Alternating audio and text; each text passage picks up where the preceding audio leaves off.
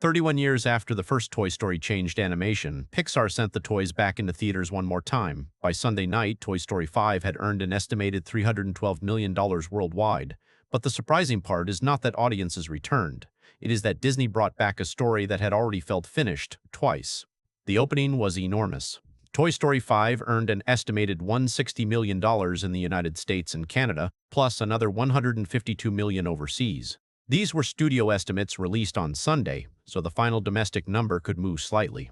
But the scale of the result is already clear. That made it the biggest global opening of 2026, the largest opening in Toy Story history, and the second biggest domestic animated debut ever, behind only Incredibles 2. The previous franchise record belonged to Toy Story 4, which opened with about $121 million in North America in 2019. Toy Story 3 began with roughly $110 million in 2010. Those are unadjusted box office dollars, so they do not measure ticket attendance perfectly across different years. Even with that caveat, the new movie created a much larger opening weekend total. So this was not a small improvement. The fifth movie added almost $40 million to the series record in a single weekend. It worked. But the number alone does not explain why. Toy Story 3 had already given the franchise what looked like a final ending. Andy grew up. The toys were passed to Bonnie. An entire generation said goodbye at the same moment the characters did. Then Toy Story 4 arrived 9 years later and created another ending. Woody left the group to begin a different life with Bo Peep. Once again, the series appeared to close a door. And then Disney opened it again. The easy explanation is nostalgia. Millions of people who watched the original films as children are now old enough to bring children of their own.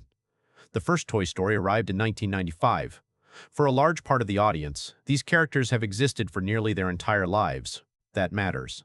But nostalgia is only the first layer. Before Toy Story 5 reached theaters, Disney said the first 4 films generated more than 60 million viewing hours on Disney Plus during the build-up to release. That was the largest streaming lift the company had seen before an upcoming theatrical film. The old movies were not sitting quietly in a library. They were actively preparing the audience for the new one. Toy Story is also much larger than a series of movie tickets. Before the fifth film opened, the first 4 had already earned more than $3 billion at the global box office. The characters also exist in merchandise, theme parks, streaming collections, cruise experiences, and decades of family memory. In other words, Disney was not launching an unknown product. It was loading one of its most valuable save files. That fits a strategy the company had already described publicly. In 2024, then, Chief Executive Bob Iger said Disney would continue balancing original animation with sequels, but was shifting back toward familiar franchises. His reason was simple: sequels are already known, and that can reduce the amount of work required to explain and market them. Toy Story 5 is almost a perfect test of that theory. The brand was known. The characters were known. The emotional history was already built. Even the central conflict was designed around a problem families immediately understand: toys competing with screens for a child's attention.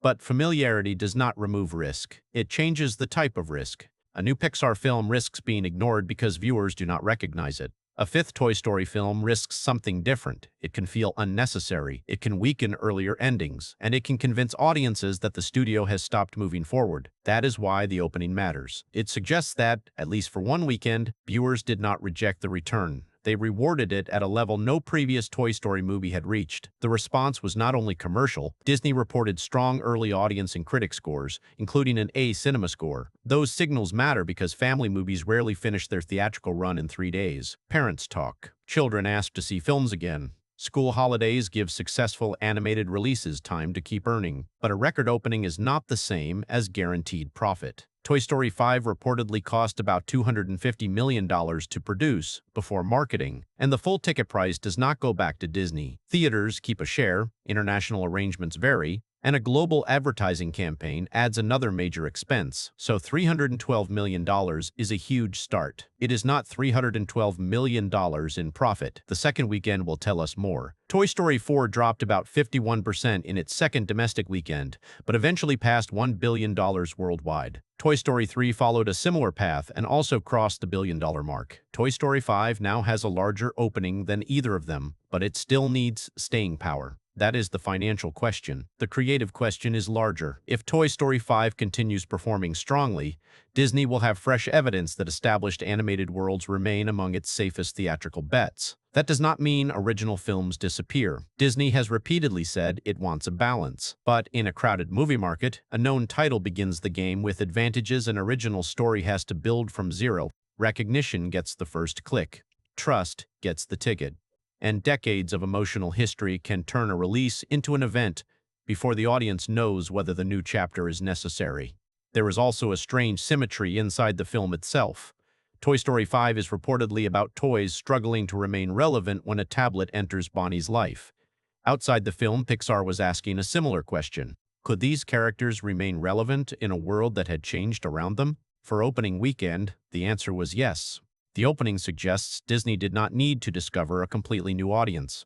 An older audience was still available, while younger viewers could encounter the characters through streaming, parents, merchandise, and the franchise's continued presence across Disney's wider system. That is why this opening is bigger than one box office record. It shows how a modern entertainment company can reactivate a story across several generations at once. Theaters create urgency. Streaming refreshes the backstory.